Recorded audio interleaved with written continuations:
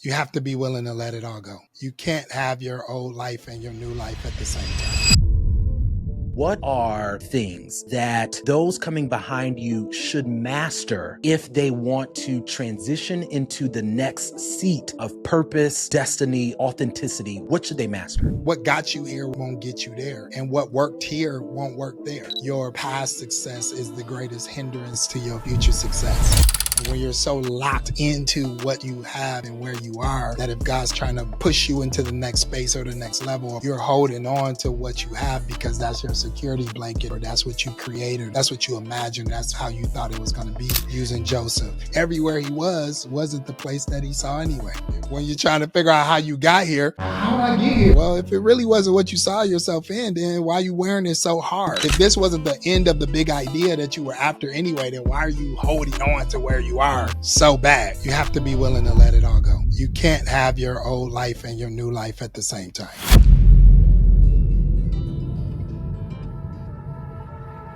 What's going on, family, and welcome back to another episode of MicToss. And let me just say, for the last 3 weeks to a month, y'all have been rocking with MicToss extremely strong. And I just want to tell you thank you for tuning in to this platform, as really it's nothing more than just an opportunity for us to hear the wisdom from those who have gone before us. No longer can it be said that we don't know who's coming behind us, because this platform gives the wisdom for us to follow behind the greats in confidence that we can step into the shoes of those who have gone before us. And so if you have been enjoying this content, be sure to subscribe and turn on that notification bell, because the content that's going to come is only going to continue to get better, starting with the episode today, as this one is very special because the guy that's going to speak to us today is really a piece of home. As you know, I was born and raised in Michigan, and this guy, of course, you all know him for just who he is today. But who he is today is really just who he's always been. And I was living in Michigan around 2014, 2012 time, and I really came into an understanding of this great man. And I'm just so excited for the wisdom that he is going to give. So please help me welcome none other than Pastor Jermone Glenn. How are you, Pastor? Y'all? I'm doing great. How are you? I'm doing good. Thank you for just taking time out of your busy schedule to pour into me and pour into those that are watching, because I think this conversation is going to be one that is so vital. Of course, both of us being from Michigan, I think a lot of people see and know you for where you serve now, but really may not know the history of the rich, very, very rich history that you come from in Grand Rapids, Michigan. Really the history of the church that you came out of, which was really legacy. And then even you being a choir director. You going back. Yes, sir. Many people don't know that. And then from that legacy to really building your own with the Revolution Church. Talk to us a bit about the history that has made Pastor Glenn who he is today.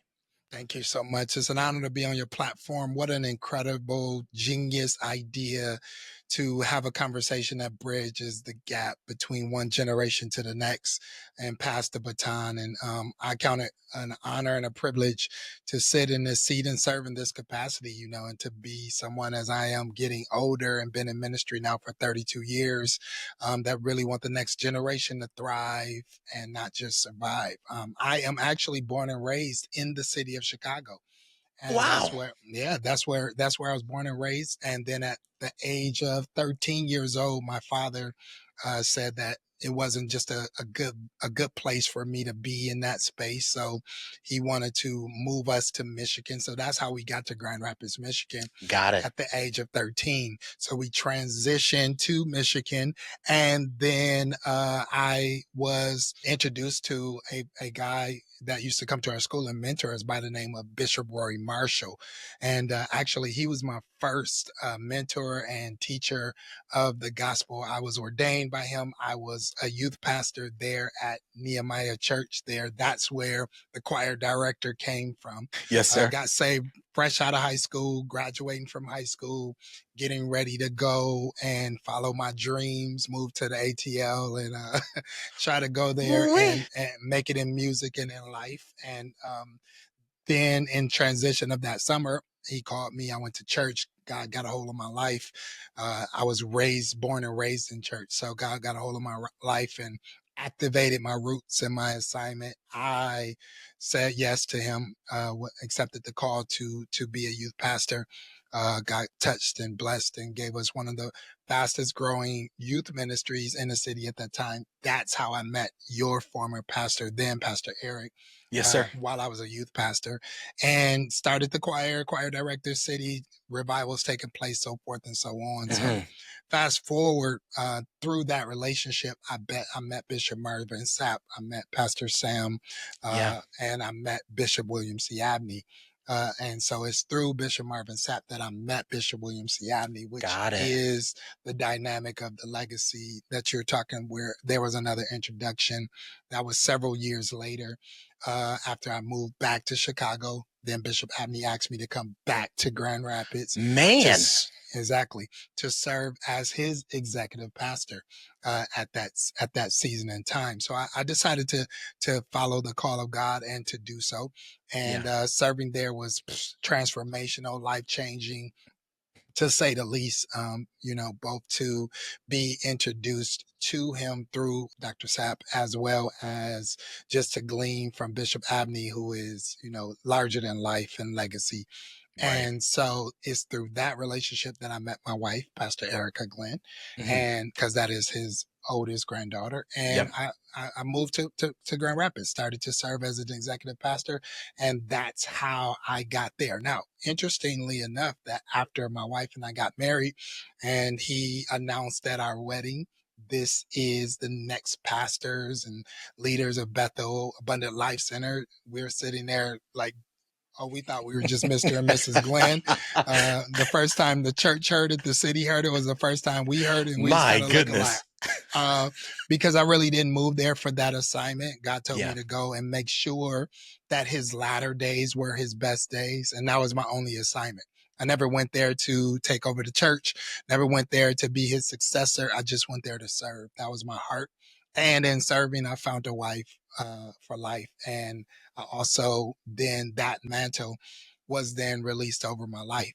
And so in the process of that, we just trucking along, saying yes to God and thinking nothing of it. Strategically, one summer day in June, I was heading into a conversation with him to talk about the future.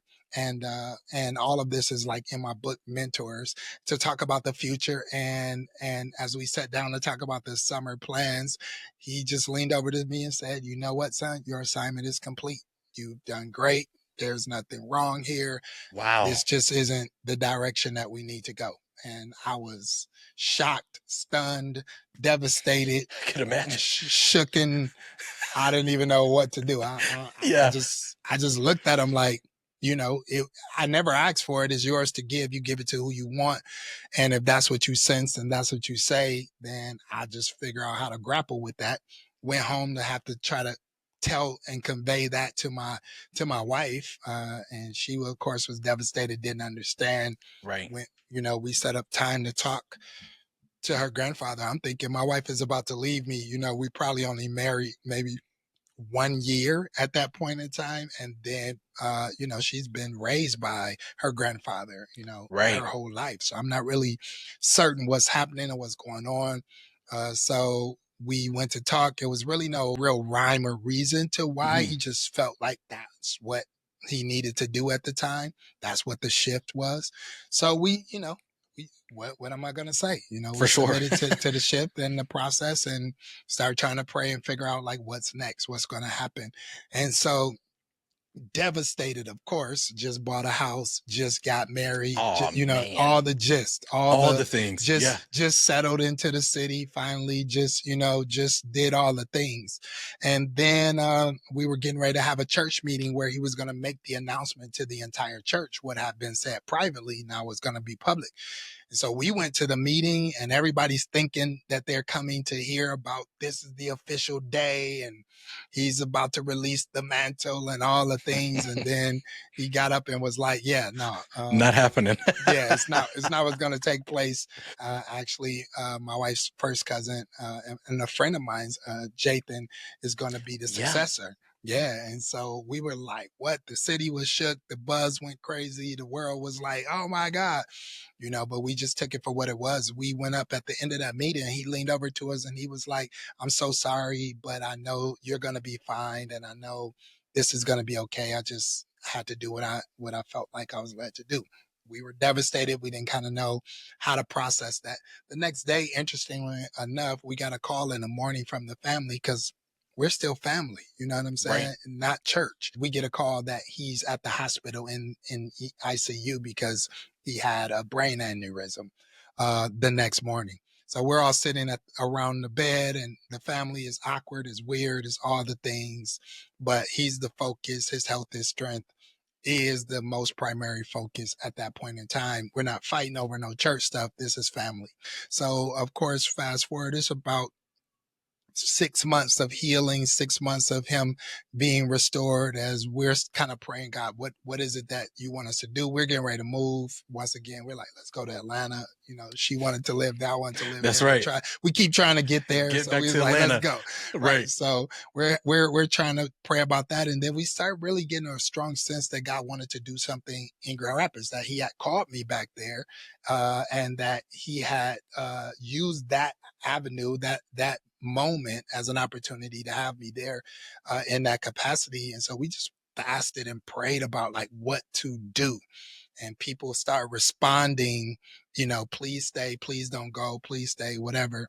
So he was still our pastor, let alone our Right. grandfather. So we scheduled a conversation, my wife and I, with grandma and him to go see him at the rehabilitation center while he was there, and literally tell him what was on our heart and ask for his blessing to start a church. Or if he didn't bless us to start a church in the city that he invited me back to, then we were going to leave and go to the next city or the next place.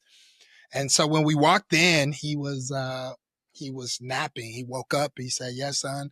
I said, "Yeah, Bishop, we just came to talk to you and share with you some things that we've been praying about that's on our heart." He said, "Oh, yes, you came to tell me what you're going to BUILD." He spelled it. That's it, Excuse Bishop. me? Excuse me?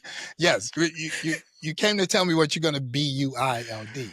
And Wow. I was shut. I was like, huh? And grandma is in the corner. She's like, "What you gonna build?" He's like, "Oh yeah, yes sir. We want to talk about." He said, "Yes, you want to build a church, and I think you should." And then he literally rolled over and went to sleep.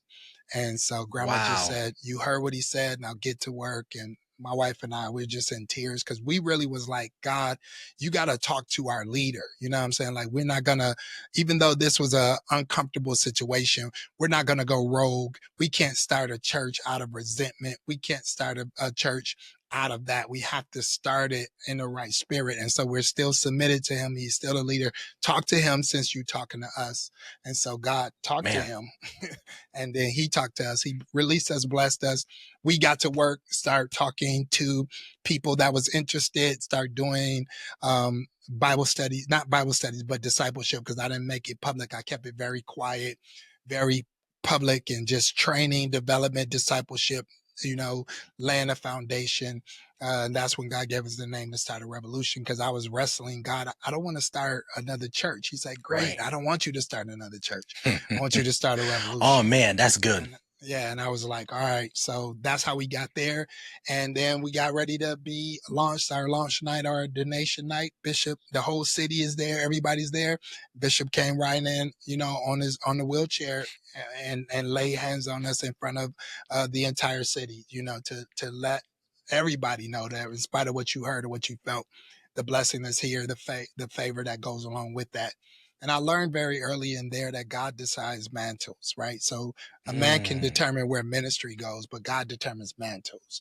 And while the ministry went one way, the mantle, it remained, because God had decided the mantle, and because we were honorable in the way that we Yeah. handled it and the way that we executed and the way we submitted. And so he blessed us in front of everyone. And that was the launch of Revolution. And that's how I got to Michigan to plant a church. Man. So that's the long of the short of the short of the long. But that's literally, I mean, there's a lot of dynamics in there, but for sure, that's the context of how the Revolution was born in the city of Grand Rapids in the year 2006.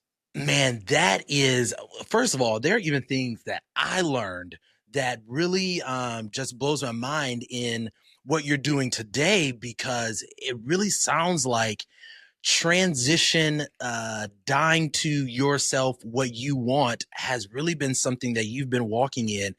It seems like since you were a kid, from being, born and raised in one city, moving to the next, then moving from there, even, you saying that you wanted to go to Atlanta to pursue music. That just makes so much sense, as many times when you're preaching, a melody and a bounce come up. Right. This makes so much more sense. Yeah. And for all of the dreams, goals, and aspirations that you've had outside of, and I wouldn't even necessarily say outside of the church, but just doing things that you feel like the Lord had put in your makeup, in your heart to do. Authentic. And yes, sir. And then transitions to just happen to pull you out of that. That seems like something that you've been doing really your entire life. And although you make it sound, like the Abrahamic, call of following God, I mean, I have wrestled with that. I have wrestled with, am I walking in destiny, or is it default? You know what I'm saying? Have I my response to God been because I thought this was going to happen and that didn't happen, so I did that? Is that default or is that destiny? Because I believe that destiny is made up of decisions. And so it is the decisions that we make when something does not happen the way we thought it should happen, but God only reveals in part and we only know in part. And so is really our telling God yes and putting that yes out front what God really wants to get us out there, because he knows that there's an alternative plan. And as long as we keep making God decisions and following his steps, it might feel like a default, but it's actually really destiny. And I can say, if I look back, that God has definitely opened doors and definitely ordered my steps. And I can see, the scarlet thread there of truth and the consistency that have gone over time, and how God has been orchestrating all the time, even though it always felt like I led and I started to do one thing, and then that one thing turned into something totally different. So, yeah. Typically on this podcast, I am, trying to be what I'm calling Pastor Practical, in that I'm looking for very practical ways, practical answers. But, and sometimes I already have like a questions or a flow or a way that I want the conversation to go. But this conversation right now is really speaking to me personally. That we're just going to bring the people into a conversation. Hey, I just wanted to stop and say thank you so much for tuning in to MicToss, and I hope you are enjoying the content and the conversation as much as I am. But did you know that the majority of people that watch these episodes are not subscribed? And so whatever you are doing, please just take a moment and click that subscribe button to help this podcast grow and to continue to become everything it is supposed to be. Thank you so much again for your support, watching, and subscribing to be a part of the MicToss fam. Let's get back. I've always, felt like I would, pastor. And there's always been the conversations of, are you going to be a senior pastor? Oh, no, you got to be a senior pastor. And it wasn't until I moved to Chicago that I came into a different understanding of pastoring, that pastoring does not always look like that number one seat. And I'll be honest to say that a part of my leaning away from the desire to senior pastor is partly due to, of course, seeing the behind the scenes of some of the scars that come with senior pastoring. I'll be honest about that. But then there's also another honest part of the role that I sit in now as an executive pastor. I love it. Yeah. It allows me to use every part that I feel like the Lord has given me, from my analytical mind, from my administrative self, my executive self, to still push the vision of the amazing church that the Lord has planted me in, Reformation, to push the vision and support my pastor, Pastor Brandon Clack. But I am concrete in this seat. And even sometimes when I have conversations with some of my brothers, it's like, well, will senior pastoring ever be a thing? And I'm like, I mean, if that's what God wants, but one, it's not something that I am going after, because I honestly feel that I am pastoring. I meet with people just like another a pastor would. I counsel people just like I preach. I'm behind the scenes. And Pastor, you are one that has started a church, a revolution rather, that was doing well, that was growing, that was beautiful, even before, churches started to turn down the light, like you were doing it then. And getting ridiculed for it. Exactly. Sexy church. Right. You put a whole bed in the middle of the church. That's right. I mean, like, what? You were doing it and it was successful. And then another transition like opportunity came that put you into assignment. Not opportunity. God. Man, so just talk to me, because I'm sure this conversation will help somebody else. What has rooted you in confidence in being where you are and not vacillating between at all hearing what people may have to say or the culture of what it looks like to pastor? That's a great question. I think authenticity, you know what I'm saying? So as long as I'm in an atmosphere that allows me to be authentic, then roles and functions, they vary, right? I play many roles in my life. I'm a husband, I'm a father, I'm a man. You know what I'm saying? I'm a brother, I'm a friend, I'm a leader, I'm an entrepreneur, I'm an architect, I'm an apostle, I'm a author, I'm a musician, I'm a writer.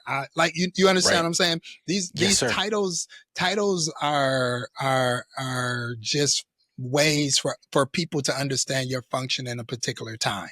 You know what I'm saying? It's not who you are. It's just what you're doing right now. You need the title because it goes with what you're doing, but it's not necessarily who you are. So we all know God anoints the authentic. And so as long as you can be your authentic self, that expression of how you reveal yourself through your gifts and God gets the glory out of your life is about assignment.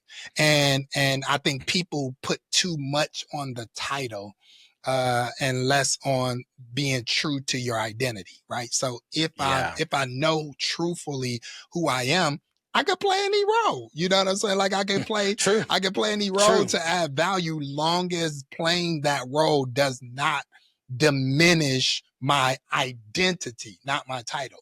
And so because people attach identity, to their to attach a title to their identity and don't really dig into who they are, then they let that title make them and they let the talk make them, right? What people say and what the title is. And they let that determines the trajectory of your life. But the reality is, if you understand who you are, then it doesn't matter where you are. You can be who you are wherever you are. And you can function in whatever roles that's necessary or that's needed for a particular time. And even with that being said, don't prolong a season because you're holding on to a title. You know what I'm saying? When the season has shifted, perhaps to sustain your life, perhaps to sustain other people's lives, perhaps to provide for you something that God wants to do.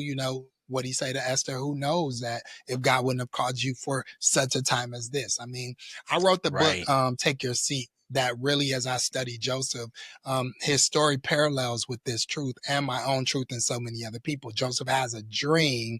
He gets labeled as a dreamer by most people, but really he is a administrator. He's a facilitator. His dominant gift isn't really the dream. He only had a dream a couple of times in the beginning. Then he never talks about the dream ever again. Now that's good. He never says anything else about the dream. He had a dream. The dream got him in trouble for who he shared the dream with. And then he gets thrust into this process that now starts to develop his destiny and develop his character. He gets dropped into Potiphar's house and he's an administrator. He is responsible for being over everything, no matter where he is, because he's authentically himself. He keeps getting elevated. He keeps getting promoted because that's the anointing that's on his life. He gets accused for something that he didn't do. He gets out of there, gets thrown into prison. And then he gets elevated. When he gets in prison, what is he doing? He's administrating. He's facilitating the administrator. He the leader. He getting this. He runs into these other guys. I'm going to hook you up. You hook me up. Now he interprets dreams. So now he's not even a dreamer anymore. He's a dream interpreter. He's an interpreter. Now he's administrating dreams. He's facilitating ideas. And so we're going to remember you, blah, blah, blah, blah. They get out. He's still stuck in there. They forget him for a season because it's not time yet. Then a problem happens. The problem occurs. When the problem occurs, they like, who can do it? Who can do it? Oh, we know this guy we met in the joint, in jail. He facilitated, he interpreted, he administrated. Go get him. They come bring him out. And now Pharaoh tells him what his dream is. He interprets Pharaoh's dream. When he interprets Pharaoh's dream, he gets a position that now puts him in second in command. And now he's an administrator, a facilitator. He has this word of wisdom, word of knowledge, this strategic plan, how to sustain for the future, blah, blah, blah. Saves his own family, saves the whole world, saves his people. And it dawns on him in a moment that while he's sitting in Pharaoh's dream, while he's administrating Pharaoh's dream, he realized that his own dream has come true. He realized that this is what God showed me in the beginning. He just didn't show me when. He didn't show me how. And I thought that I was going to be the top man. My brother still my brother still bowed to me. I still saved my family. Everything you showed me still happened. But it only happened as I sat in the second seat of facilitating somebody else's idea, that my own idea came to life. So as long as you can still authentically express and be yourself, then why are you chasing a title? It really doesn't matter.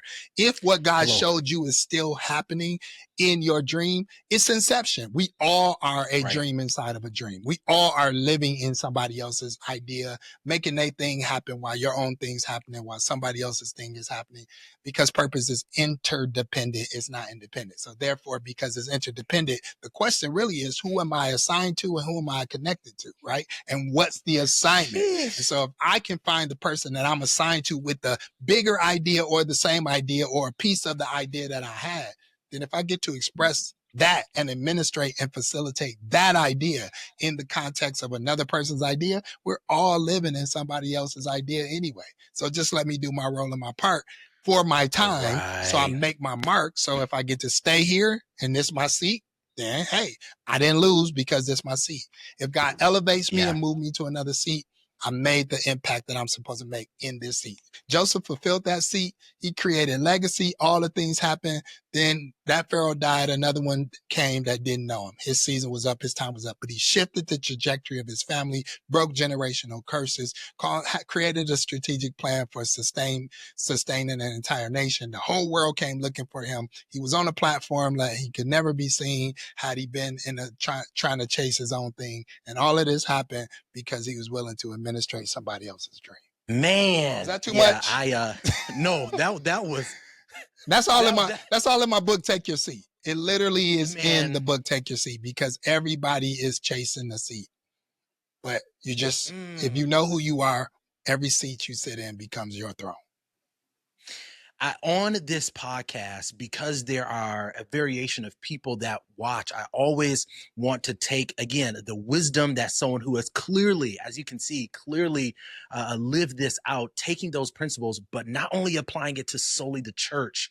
Whatever seat you are in now, whether that is in business, whether you are just starting out at the entry level of a company, and there are other seats assigned to you, look for your seat and do what is authentically you and the dream in which you had. You'll look up, and the next thing you know, you're doing that by solely just doing what God has called you to do. That's right. Exactly. And there's no wasted. There's all skills are transferable. There's no Yes, sir. wasted experiences. You can't curse the experiences that didn't work, that you thought didn't work, because they still made you. They still, if they didn't build one thing, they built another thing. You know what I'm saying? They built your character, how you reacted and how you respond, and everything spit out into the next thing and put you one step closer into the place where you belong. So never discount or discredit where you've been because it didn't work out the way you thought it should work out. It worked out. That's why it's working out of you what it needed to work. Sometimes the reality of both of those things, those two worlds colliding, the joy of coming into the next seat while abdicating the seat that you are currently in, is of course the word that we all call transition. And that word transcends beyond borders of church, business, personal life, social media. And there's an evidence that we cannot escape what transitions are going to be. And for a man that clearly has lived it again since you were young, being very, very practical, what are, let's say, 2 or 3 things that those coming behind you should master if they want to transition into the next seat of purpose, destiny, authenticity? Well, what should they master? You have to be willing to let it all go. Give it away. You can't have your old life and your new life at the same time. Now that's about to preach. You gotta burn the plow. You gotta be willing to burn the plow and master whatever moment you're currently in and enjoy it and live it to the fullness, because the next version of you is going to require this version of you to die, to be no more. And what got you here won't get you there. And what worked here won't work there. You can admire the butterfly in nature, but it was a caterpillar, and the caterpillar had to die in order for it to become a butterfly. It could not both coexist at the same time. And when we're so locked into, Dr. Miles used to say, your past success is the greatest hindrance to your future success. And when you're so locked into what you have and where you are, that if God's trying to push you into the next space or the next level or birth you into the next moment, you're holding on to what you have because that's your security blanket, or that's what you created, or that's what you imagined, or that's how you thought it was going to be. And transition always trains you for transformation. Transition is moving you into the next thing that you're becoming, the next idea. Using Joseph, he goes from here to here to here. Every idea, every iteration of himself, every level of himself, every new place he found himself in, he was still authentically being himself, but he had to behave in new rules of engagement, new functionalities in order to succeed in that space. And so he was successfully able to be open for the next space because he was wearing where he was light. Because here's the thing, everywhere he wasn't the place that he saw anyway. So when you're trying to figure out how you got here, true. How did I get here? Well, if it really wasn't what you saw yourself in, then why are you wearing it so hard? Why are you holding on to it?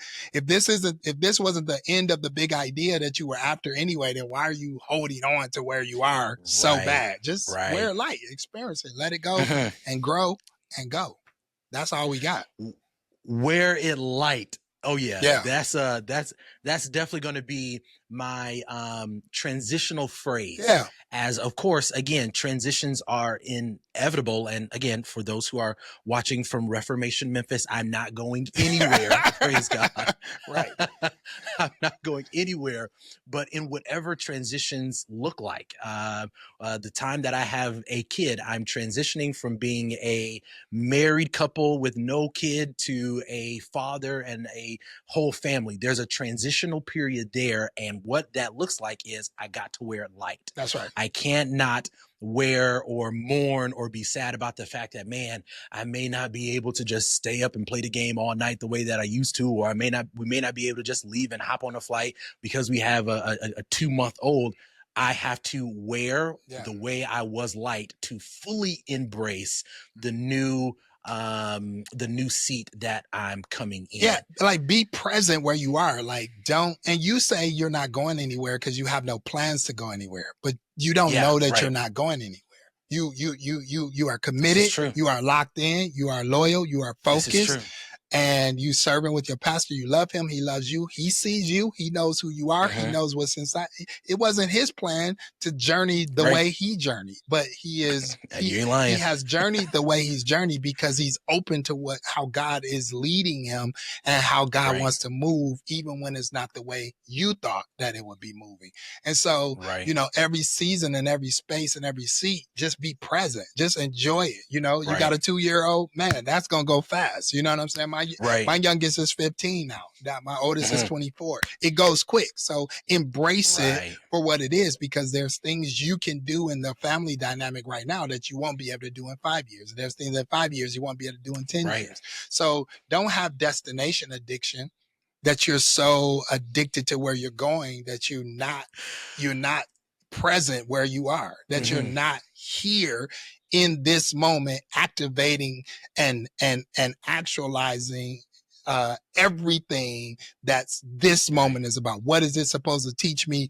Who am I supposed to teach? What am I supposed to contribute? How do I leave my mark in this moment? Right? How do I leave my mark in this moment for as long as I get to be here in this place, that I'm not so driven to what's next, that I'm missing what I'm supposed to be doing right now. And sometimes your generation has seen such quick success in some places, in some ways, popcorn, fast, clip art and reels and sound bites and snapshots that y'all think that that's what it is. But really the sustainability is by you just being present where you are, in what you are, and enjoying what that feels like to be here now, because this too will pass. Even as you were saying that, what was really, I was just kind of feeling in my heart was the key to being successful in my right now is being present. That's right. If I am consistently looking for what's next, or mourning whatever I had to leave, then I cannot be successful in the seat that I'm in. I cannot be successful in the role that I have. I cannot be successful in this title, which in some cases, if I cannot be successful where I am, that could stifle my ability to fully come into the next that the Lord would have. The King said, no man is fit for the kingdom if he grabs this plow and keeps looking back. He cannot go forward and look back at the same time. He has to pay attention. Can I just say that can I pass the mic right there and just say, pay attention. Pay attention to where you are and what you're doing now. Message Bible said, Matthew 6 in the Message Bible say, give your full attention to what God is doing now, right? Give your full attention to what God is doing right now, because the next is happening so fast. We're in quantum. We're in accelerated pace. I mean, everything has just sped up. You know what I'm saying? Exponentially. And so if you're not careful, you'll be daydreaming about the future and you'll miss your present moment. Be present. Man, Pastor, this conversation has been, for me personally, much more than I ever thought it was going to be. In my mind, we're going to talk about one thing, but this is just proof that this podcast is not just a podcast for us to listen to haphazardly, but to allow our faith, what we're really rooted in, to lead and guide the conversation so that we can really experience the wisdom that one has. Pastor, I ask every person this one question that comes on this platform. What is one thing you wish someone had told you when you were sitting in RC and just starting?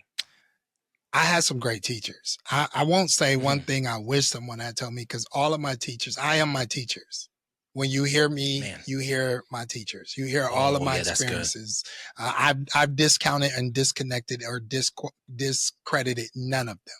All of them, every experience, every conversation, every opportunity has shaped me. I am all my teachers, and I had great teachers. Right.